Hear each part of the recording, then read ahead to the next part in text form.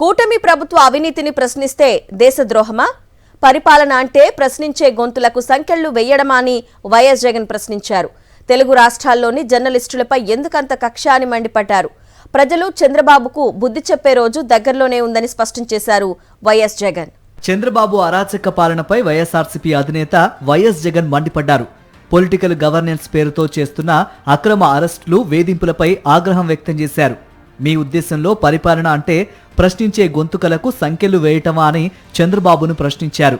మీ ప్రభుత్వ అవినీతి, అక్రమాలను ప్రశ్నిస్తే అదేమైనా దేశద్రోహమా అని నిలదీశారు.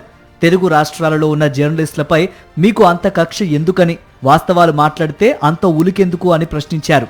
బీసీ వర్గాలకు చెందిన సీనియర్ జర్నలిస్ట్ పూడి శ్రీహరి చేసిన తప్పేంటన్న వైఎస్ జగన్ అతనిపై అక్రమ కేసు పెట్టి ఇంట్లో సోదాలు చేయటాన్ని తప్పుబట్టారు. టీడీపీ నేతలు పెడుతున్న పోస్టులకు రోజు ఎంతమందిని అరెస్టు చేయాలో చెప్పాలన్నారు వైఎస్ జగన్. తెలంగాణ జర్నలిస్ట్ కేవీఆర్ పై తప్పుడు కేసులు పెట్టి వేధించడం జంగిల్ రాజ్ కాదా అని కూటమి ప్రభుత్వాన్ని వైఎస్ జగన్ నిలదీశారు. ఆయన కుటుంబ సభ్యులను భయభ్రాంతులకు గురిచేస్తూ ఇంట్లో తిష్టవేయటం ఏంటన్నారు. ఈ ఘటన రెడ్ బుక్ పాలనకు నిదర్శనం కాదా అని మండిపడ్డారు.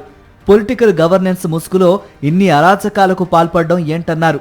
అత్యాచారాలు, హత్యల్లో నిందితులుగా ఉన్న టీడీపీ నేతలపై ఎందుకు చర్యలు తీసుకోవటం లేదని ప్రశ్నించిన వైఎస్ జగన్, దేవుడు, ప్రజలు మీకు బుద్ధి చెప్పే రోజు దగ్గరలోనే ఉందన్నారు. కూటమి పాలనలో బాలికలు, మహిళలపై అత్యాచారాలు, హత్యలు జరుగుతూ ఉంటే నిందితులపై చర్యలు తీసుకోకుండా ఎవరైనా ప్రశ్నిస్తే మాత్రం వారిపై అక్రమ కేసులు పెట్టడం ఏంటన్నారు. వ్యవస్థలను చంద్రబాబు స్వార్థ రాజకీయాలకు వాడుకోవటం సుపరిపాలన? పౌరులకు రక్షణ కల్పించకుండా బాధ్యతలను నిర్వర్తించడంలో విఫలం చెందాడని విమర్శించారు.